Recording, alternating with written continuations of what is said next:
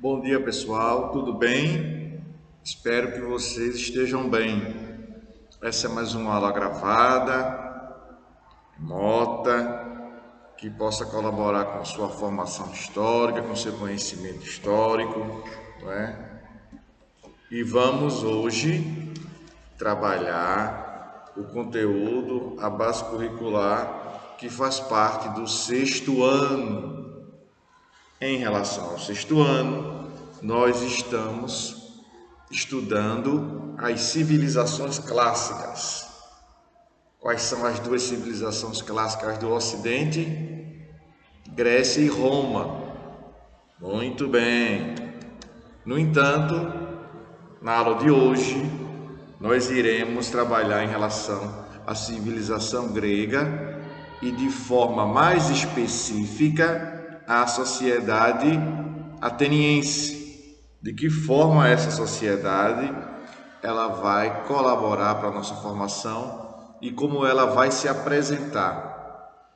Aqui nós temos no estudo histórico do sexto ano as duas principais cidades-estado. Quais são elas? Isso, muito bem. Atenas e Esparta. Sabemos que Atenas tem uma característica na área da educação voltada para a filosofia. E Esparta, por seu lado, tem uma característica militar muito forte, muito presente. Tá bom? E vamos elencar aqui as características dessa cidade-estado a partir do momento em que vamos conhecer as questões da sociedade. Da sociedade, a educação espartana, fazer atividades, fazer exercícios. Tá bom assim? O que é que temos? Fazer uma rápida revisão aqui. Na sociedade espartana, ela tem ali 3 classes sociais, não é? O que são classes sociais, professor?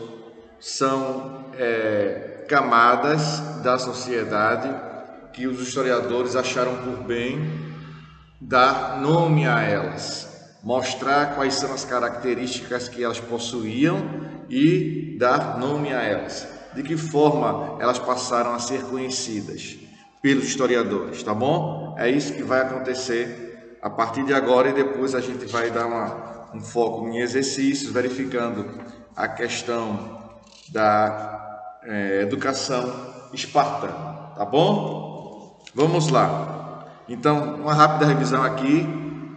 A sociedade espartana dividida em 3 classes, 3 camadas, como você queira chamar. Os esparciatas, os periecos e os ilotas. Na pirâmide social, o que é que a gente tem? Na construção sempre de pirâmide social para identificar como a sociedade daquele período estava se apresentando, nós temos esparciatas na ponta, no meio nós tivemos os periecos e na base os ilotas, tá bom? E os ilotas ali eram prisioneiros de guerra que utilizavam um trabalho braçal, a mão de obra deles, como forma de dar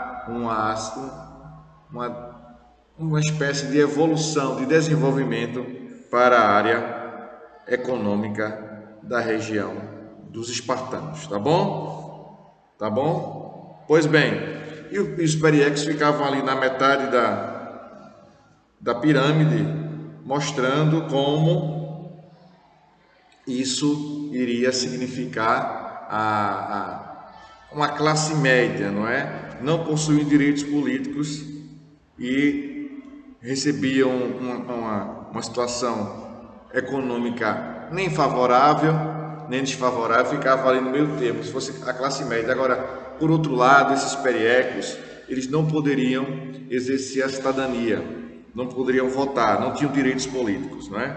E os esparciatas era a classe social mais influente, a classe social mais forte, a que tinha direitos políticos, a que podia votar e ser votado, e assim sucessivamente. Eu estou na página 173, desculpe, estou na página 173, perdão. nessa revisão minha, página 173. Na educação espartana, de forma mais precisa, de forma mais específica, nós temos o controle político exercido pelos esparciatas e a manutenção da produção econômica dependiam da educação dada aos cidadãos espartanos. Todos os espartanos de nascimento deveriam receber educação militar, pois eles eram a propriedade do Estado. Ponto. Dessa forma, as defesas espartanas estariam garantidas e o preenchimento de cargos políticos como os da Gerúsia e da Apela seriam ali estabelecidos. Aqui nós temos a imagem, não é, de uma família na página 173, um guerreiro espartano. Aqui duas crianças, é uma família, a esposa dele aqui, e aqui tem uma legenda que diz o seguinte: o soldado espartano era educado para ser um guerreiro insuperável, insuperável, tá bom? Indo para a página 174, nós temos aqui aquela situação de praticando conhecimento que você já está acostumado a vivenciar com o nosso livro. Mas antes de fazer as atividades que tem propostas pelo livro, Praticando Conhecimento, eu queria falar com vocês sobre isso, muito bem, sobre a questão da inserção, do ingresso, quando essa criança entra para o exército espartano. De que forma isso acontece? Pois bem, aos 7 anos a criança iria ali adentrar ao exército espartano, entregue ao governo espartano, um processo de estudo, e aos 12 anos ele é obrigado a viver sem comida e sem água nas florestas, nos penhascos. Iria ficar lá até os 18 anos. Sobrevivendo, retornavam a Esparta, estavam prontos para entrar no exército espartano. Não é? Essa situação era muito interessante, mostra aí toda a preferência, todo o foco que se tinha, toda a característica que se tinha para o menino ser transformado num grande guerreiro espartano. Tá bom? Indo agora para a página 174, o que é que nós temos aqui? Praticando conhecimento, como já falei agora há pouco.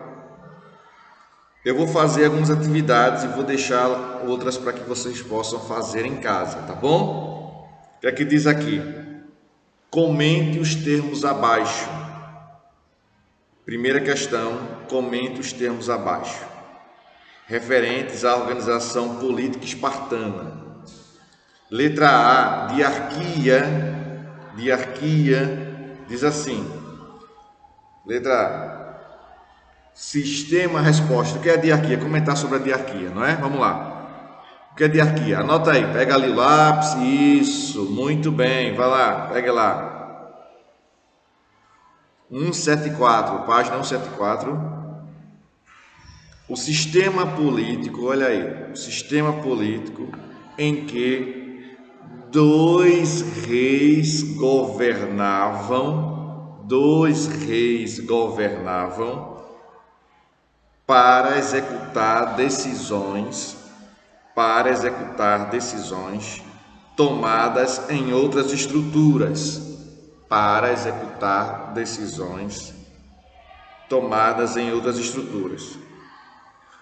Aí tínhamos 2 reis, né? Aí, ponto, estruturas, ponto. Um rei cuidava das questões militares. Ponto e vírgula. O outro do exército. Ponto. Primeiro quesito, letra A, diarquia, está aí a resposta. Letra B, apela. Lá vai a resposta, anota aí. Espécie de assembleia de que participavam cidadãos do sexo masculino, que tivessem acima de 30 anos, ponto. Essa é a letra B. Vamos para C. Jerúsia. Diz assim a Jerúsia: Conselho composto por 28 gerontes, anciãos acima de 60 anos, que tinham função de elaborar leis, administrar e agir na aplicação da justiça. Elaborar leis, administrar e agir na aplicação da justiça. Tá bom? Vamos agora para outra letra que exige que você faça comentários sobre a organização política de Esparta. O que é que temos aqui? A resposta: Conselho de Éforos, que elegia 5 membros pela apela, e tinha a função de conduzir a realização das assembleias.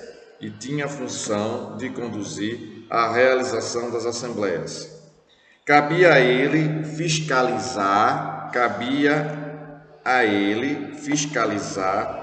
a vida pública e econômica dos cidadãos. Cabia a ele fiscalizar a vida pública e econômica dos cidadãos. Tá bom? Na página 175, nós temos duas questões, a questão número 2 e a questão número 3. Nós acabamos agora a número 1. Vamos para a número 2. E a número 3 eu deixarei para que vocês possam fazer aí na sua residência, tá bom? Muito bem. Está dizendo assim: faça uma análise da sociedade espartana, comentando sua divisão social. Ponto. Como é que vai fazer? Vamos responder? Isso. Mãos à obra aí. Preste atenção no serviço aqui. Preste atenção. A resposta do segundo quesito, página 175. Diz assim: a sociedade espartana era bastante rígida. Olha a resposta aí, segundo quesito, 175. A sociedade espartana era bastante rígida e militarizada e se caracterizava por uma estratificação em 3 camadas sociais. Essa estratificação pode ser divisão, viu? Quais são as camadas sociais? Espaciatas, letra A, espaciatas. Que são os espaciatas? Isso, a classe social mais alta,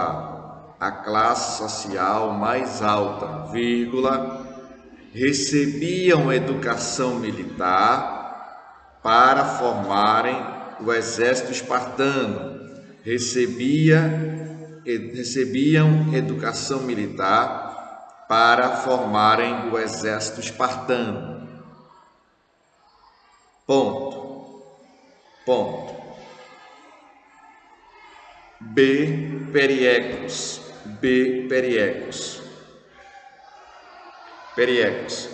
Artesãos e comerciantes. Ponto. não tinham direitos políticos, embora fossem livres. Letra C, ilotas, prisioneiros de guerra. Letra C, ilotas. Quem eram quem? Os ilotas. Isso, prisioneiros de guerra transformados em escravos, vírgula, que serviam como mão de obra nas terras cultiváveis.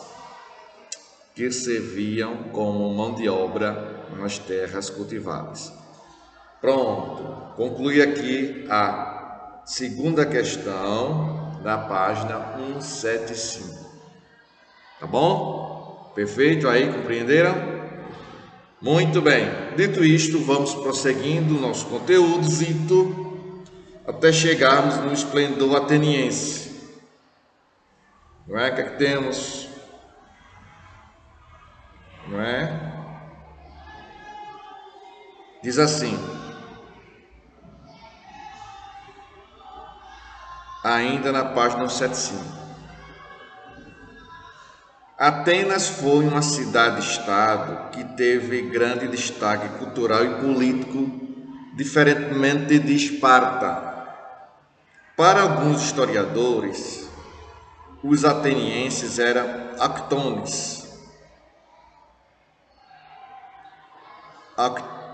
autones, ou seja, teriam surgido na região.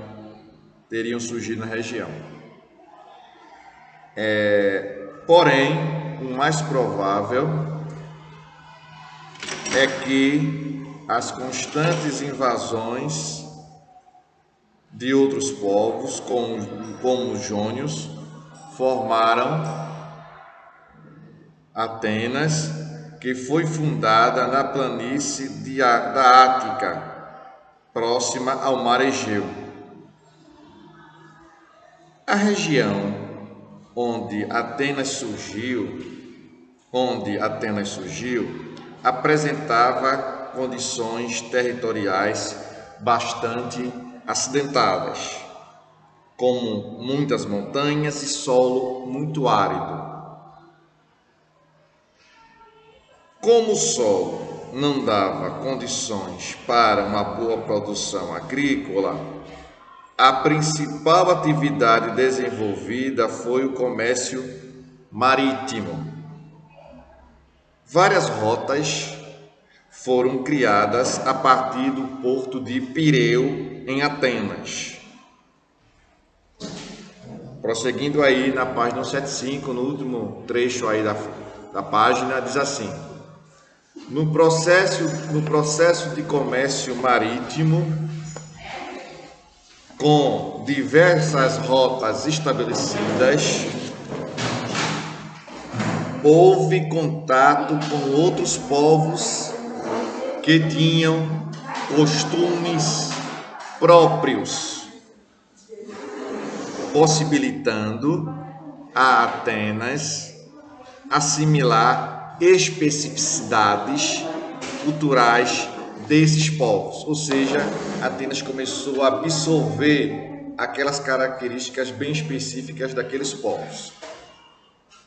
Os atenienses desenvolveram vários sistemas políticos, como a monarquia, a aristocracia, oligarquia, a tirania e, por último, democracia. Esses termos não são novidades, até porque eu já mencionei em aulas anteriores. No entanto, vale a pena mais uma vez ressaltar que a monarquia é um sistema de governo em que o rei está ali administrando, o rei, rainha, príncipe ou princesa, um príncipe regente, rainha consorte e por aí vai. No caso da aristocracia, um sistema político em que determinada classe social na aristocracia é chamada de privilegiada. A oligarquia, o significado desse termo aqui, pessoal, isso, presta atenção aqui, viu? Esses termos que vocês vão vivenciar em história nos anos seguintes, nas séries seguintes, tá bom? A oligarquia tem aqui um link na página 176, diz assim: é o regime político em que o poder é exercido por um pequeno grupo de pessoas pertencentes ao mesmo partido ou pertencentes à mesma classe ou à mesma família. Tá bom? Tirania, aquele regime muito severo, muito rígido. E por último, a democracia. Palavra grega vai significar o que, professor? Isso, muito bem, viu? Você vai longe, isso mesmo. Demo significa povo, cracia, governo. Governo do povo. O povo tendo oportunidade de se expressar. O povo tendo oportunidade de escolher seus governantes. Isso é a democracia. E nós, ocidentais, tivemos esse exemplo com quem? Quando foi que a gente viu isso? Exatamente, com os gregos. Né? Com os gregos, tá bom? Vamos avançando, não é? Agora, entendendo como está posta, como estava, aliás, posta, houve muitas mudanças, não está desse jeito, isso aqui foi antes de Cristo, tá bom? Como está posta, como estava, aliás, desculpe, como estava posta a organização social ateniense. Tínhamos lá 5 classes sociais. Em Esparta tínhamos 3 e agora temos 5. Então você precisa estar atento aí.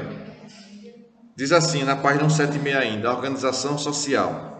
A sociedade ateniense não apresentava grandes diferenças em relação a outras cidades-estado gregas. Dependia fundamentalmente da economia. Era a economia que iria verificar como estava sendo apresentada a sociedade ateniense. E a gente ia perceber que não havia muitas diferenças econômicas entre as classes aqui não. Claro, tem uma que vai se sobrepor às outras, que vai ser mais destacada, que são os eupátridas, que a gente vai ver já já. Tá bom? Da economia, pois formou-se nela uma elite que controlava o comércio marítimo, principal atividade econômica, e não havia mobilidade social entre as classes. Prosseguindo então, não participavam das decisões os estrangeiros, os escravos, nem as mulheres, que por sinal eram encaradas como inferiores e desempenhavam apenas as funções da mãe e da esposa. A sociedade ateniense estava dividida em, vamos lá, eupátridas, georgóis, demiurgos, metecos e escravos. Perceba que aqui na sociedade ateniense aparece o termo exatamente de escravos, não é? Na sociedade espartana não, é equivalente a ilotas. Vamos lá. Primeira classe social ateniense aqui, quem é? Isso, os eupátridas, descendentes diretos dos jônios, ou seja, aqueles que fossem nascidos em Atenas, aqueles que nasceram exatamente em Atenas. Conhecido como bem-nascidos, os eupátridas compunham a sociedade aristocrática. Não é isso? Normalmente eram grandes comerciantes marítimos, mas entre eles havia também donos de terras que investiam na fabricação de vinho e azeite. A outra classe social era georgóis, camponeses que trabalhavam pela subsistência nas terras dos aristocratas atenienses. O que é essa questão da subsistência? Aquele que produz para a sua sobrevivência. Prioritariamente ele planta, ele colhe para a sua sobrevivência, para aquele alimento servir para ele. Deu para entender? Vamos lá. Continuando aí, georgóis não tinham uma participação na vida política de forma ativa. Só com a criação do sistema da democracia conseguiram certos direitos nas decisões tomadas em assembleias. Demiurgos eram os artesãos e pequenos comerciantes e tinham a participação política tímida, reduzida, embora tivessem importância para o comércio marítimo. Tá bom? A outra classe social, a quarta, que são os metecos. Eram estrangeiros livres, mas não possuíam direitos políticos. Estavam ligados principalmente às atividades comerciais. Pagavam impostos e eram obrigados a servir ao exército. Quinta questão. Escravos. Não eram livres, nem possuíam direitos políticos.